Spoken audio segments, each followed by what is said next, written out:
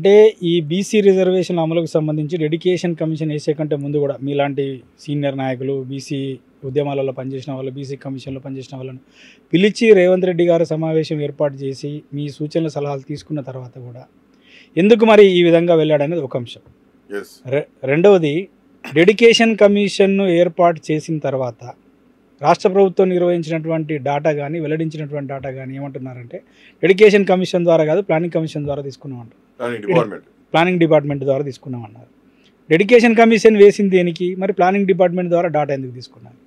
ఇక్కడ దీనికి సంబంధించిన ఇప్పుడు సుప్రీంకోర్టు చెప్పిన దాని ప్రకారం ఏంటంటే, లోకల్ బాడీస్లో మీరు రిజర్వేషన్లను స్థిరీకరించాలంటే ఆ డెడికేటెడ్ కమిషన్ ఇదంతా అధ్యయనం చేసుకోవాలి. రేవంత్ రెడ్డి గారు చేసేటటువంటి డాటాను డెడికేటెడ్ కమిషన్కి ఇస్తే పనికిరాదు. డెడికేటెడ్ కమిషన్ తాను ఎక్స్పర్ట్స్తో డిస్కస్ చేసి సింపోసిజమ్స్ పెట్టి ఈచ్ లోకల్ బాడీ వైజ్ వెళ్ళి సమగ్రంగా గణన చేసి అధ్యయనం చేసి ఆ ఎంఫరికల్ డాటాలో వచ్చినటువంటి అధ్యయనాల మేరకు social backwardness, educational backwardness, employmental backwardness, political backwardness నిర్ధారించి దాని ఆధారంగా పోతే నిలబడేది. మీరు దానికి భిన్నంగా మీరు ప్లానింగ్ డిపార్ట్మెంట్ ద్వారా సర్వే చేయించారు. కమిషన్ ఏమో డెడికేషన్ కమిషన్ అన్నారు, డెడికేటెడ్ కమిషన్ వేసారు, లెక్కలేమో ప్లానింగ్ డిపార్ట్మెంట్ ద్వారా ఇచ్చారు. డెడికేటెడ్ కమిషన్కి ఒక రిటైర్డ్ ఐఏఎస్ ఆఫీసర్ని వేసేసి ఆయనకు కుర్చీ లేదు, టేబుల్ లేదు, నిధులు లేవు, విధులు లేవు, ఒక కాగితం మీద టర్మ్స్ ఆఫ్ రిఫరెన్స్ ఇచ్చారు. అధికారులు ఎవరు సహకరించారు. ఒక్కడు ఏం చేయగలుగుతాడు? అప్పటికేదో 4 జిల్లాలు తిరిగి వచ్చినట్టుగా, 4 దగ్గర రిప్రజెంటేషన్ తీసుకున్నట్టుగా ఉంది తప్ప వర్తమాన స్థితులకు అనుగుణమైనటువంటి అధ్యయనం కానీ, నివేదిక రూపకల్పనలో తన మేధస్సును ఉపయోగించినట్టు కానీ ఆ డెడికేటెడ్ కమిషన్ ఏది ప్రదర్శించలేకపోయింది. డెడికేటెడ్ కమిషన్ నామినేట్ చేసినప్పుడే ఆ జీవోలోనే క్లియర్గా పేర్కొంది 4 రోజుల్లో ఇవ్వాలన్నారు. 4 రోజుల్లో సాధ్యమవుతుందా? ఇంత పెద్ద తెలంగాణ రాష్ట్రంలో కాదు, ఇంతమంది జనాభాను స్టడీ చేసి అధ్యయనం చేసి కమిషన్ రిపోర్ట్ ఇవ్వడానికి అక్కడే లోపం కనబడింది క్లియర్గా. సో మళ్ళీ ఇప్పుడు ఏం చేశారు, మేము ఫైనల్గా డాటాను అనౌన్స్ చేసినప్పుడు డెడికేషన్ కమిషన్ కాదు ప్లానింగ్ డిపార్ట్మెంట్ అన్నారు. వాళ్ళకంటే ప్రభుత్వం చెప్పిన మాటల్లోకి, ప్రభుత్వం చేస్తున్న చర్యల్లోకి పొంతన లేకుండా, అంటే చేతలకు మాటలకు సంబంధం లేకుండా, చెప్పేదానికి చేసేదానికి సంబంధం లేకుండా, చెప్పేదేమో ఆర్భాటంగా, చేసేదేమో శూన్యంగా కనబడుతున్నది. ఇది సరైన వైఖరి కాదు. ప్రజాపాలన చేయాల్సినటువంటి వాళ్ళకు ఉండాల్సినటువంటి లక్షణాలు కాదని మేము చెప్తా ఉన్నాం. మీరు 42% కమిట్మెంట్ ఉన్నట్టయితే ఆ వర్గాల కోసమే నిరంతరం పోరాటం చేస్తున్న మాలాంటి వాళ్ళం నీ వెంబడి ఉండాలి కదా. ఇవాళ మిమ్మల్ని మేము ఎందుకు ప్రశ్నిస్తాం? మాకు సిద్ధాంతపరమైనటువంటి వైరుధ్యమే తప్ప, భావస్వరూపమైనటువంటి వైరుధ్యమే తప్ప మిమ్మల్ని వ్యతిరేకించాల్సిన అవసరం మాకు ఏమొచ్చి పడ్డది? దాదాపు 3.5 దశాబ్దాలకు పైగా తెలుసు కదా. Very senior. మీరు ఎప్పుడు హెచ్ఎం టీవీ ఏదేదో టీవీలలో పంచి మాట్లాడుకుంటున్నాం మనం అందరం. 30 ఏళ్ళ సీనియర్ జర్నలిస్ట్గా మీరున్నారు. విద్యార్థి దశ నుండి నన్ను మీరు చూస్తున్నారు. ఆర్ కృష్ణయ్య గారు లాంటి పెద్దలను చూస్తున్నారు. మేము ఏనాడైనా ఈ యొక్క సిద్ధాంతానికి భిన్నంగా మేము వైఖరిలో ఉన్నామా? మీ పోరాటం అంతా బీసీలే. ఎందుకు మిమ్మల్ని మీరు 42% ఇస్తాను, మిమ్మల్ని మేము ఎందుకు వ్యతిరేకిస్తున్నాం? రేవంత్ రెడ్డి గారు ఈజ్ అ నైస్ జెంటిల్మన్, అద్భుతమైన మనిషి, చాలా సరదాగా, చాలా చలాకీగా మన ఏజ్ గ్రూప్ అయినా ముఖ్యమంత్రి అయ్యిందని చెప్పి మేము అందరం సంతోషపడ్డాం. చాలా గొప్పగా ఆయన అనుకున్నది సాధించిండు అని మేము ఆనందపడ్డాం. పేదల కష్టాలు తెలిసినటువంటి వాడు,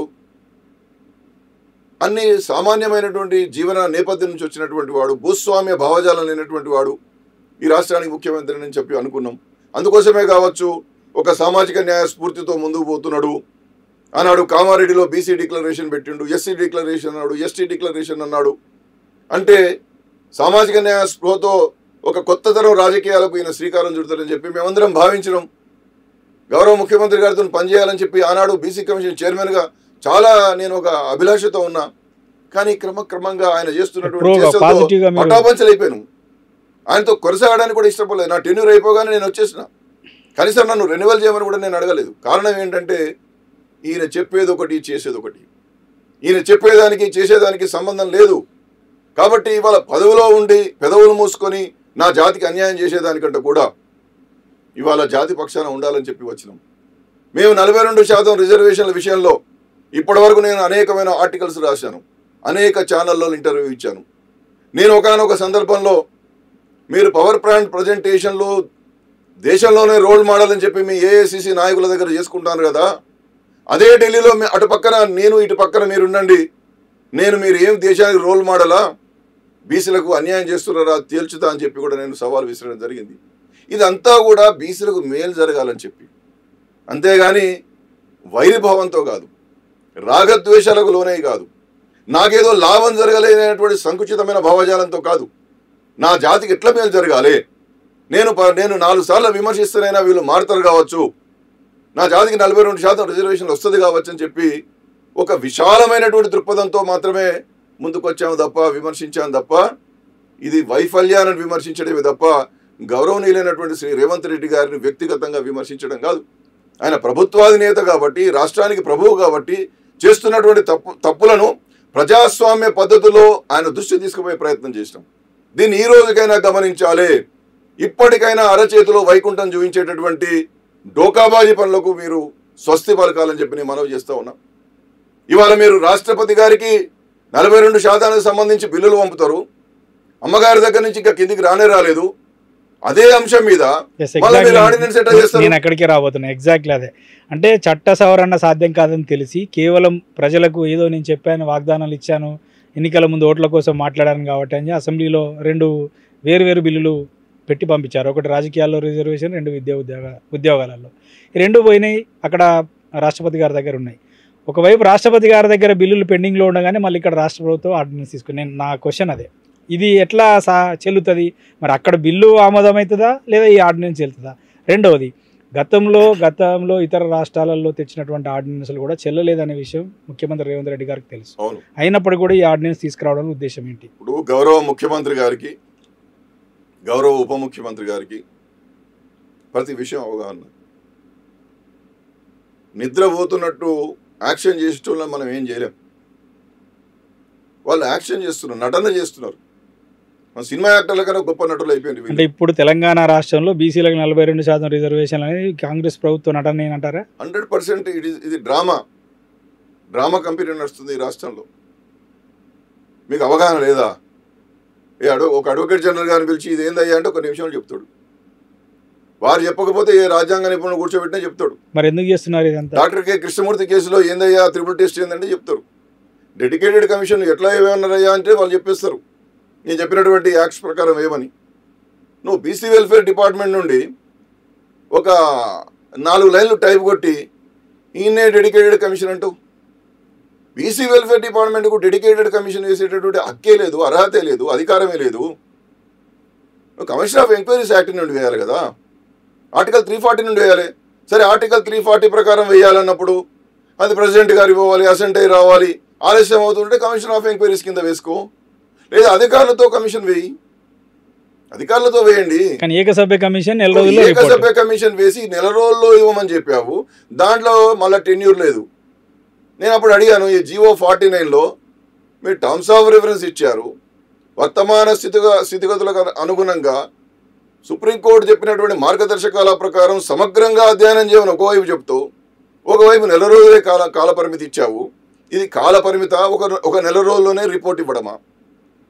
మీరు ఒక 1 రోజుల్లో రిపోర్ట్ ఇవ్వాలని మీరు చెప్పినటువంటి వాళ్ళు మరి మళ్ళీ సర్వే వాళ్ళతో చేయించేది, ప్లానింగ్ డిపార్ట్మెంట్ చేసినది. ఆ సర్వే జరుగుతున్నప్పుడే ఆగమేఘాల మీద నివేదిక తయారు చేసి గ్రామీణ స్థానిక సంస్థలకు సంబంధించినటువంటి ఒకే నివేదిక ఇచ్చాడు. అది కూడా చీఫ్ సెక్రటరీ గారికి ఇచ్చారు. చీఫ్ సెక్రటరీ గారికి ఎందుకు ఇచ్చారయ్యా అని దానికి నాకు సంబంధించిన అధికారులను అడిగానప్పుడు, అడిగితే ముఖ్యమంత్రి గారి పొద్దు నుండి వేడి చేయించారు, తర్వాత సిఎస్కి ఇవ్వన్నారని. ఆ సిఎస్కి ఇచ్చింది కూడా ఏమిటి, అధికారికంగా నేను తీసుకున్నా అని ఆనాడు ఉన్నటువంటి శాంతాకుమారి గారు చెప్పలేదు, సిఎస్ ఆఫీస్ నుండి మేము రిసీవ్డ్ అని చెప్పలేదు. నేను వెంటనే ఒక స్టేట్మెంట్ ఇచ్చాను, వై సీక్రసీ, అన్ని రాష్ట్రాలలో ఇట్లే సీక్రెట్గా ఇచ్చారా అని నేను అడిగాను. నేను వేరే రాష్ట్రాల్లో ఉదాహరణలు కూడా చెప్పాను.